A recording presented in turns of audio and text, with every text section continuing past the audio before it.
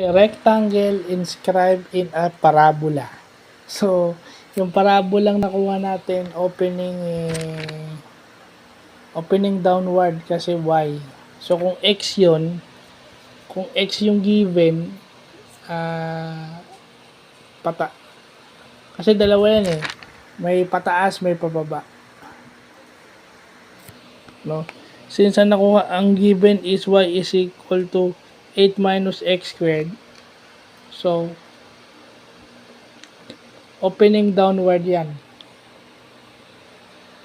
Opening downward yan based sa drawing. Meron daw rectangle na naka-inscribe o nasa loob nung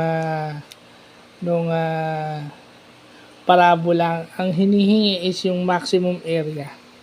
So, again, may sa online is may square root eh. Pero ako, dahil nga hindi pa ako masyadong praktisado sa radicals, babalikan ko pa. So, kinuha ko na yung decimal value kasi may calculator naman yung cellphone ko eh. So, kunin na lang natin yung decimal value. Pareho lang naman. Basta importante yung process, alam natin. So, ganun pala yun, ano.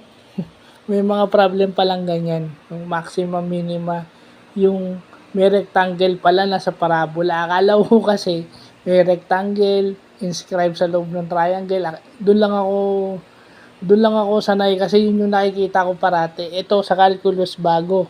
Rectangle naka-inscribe sa parabola. So, bago to.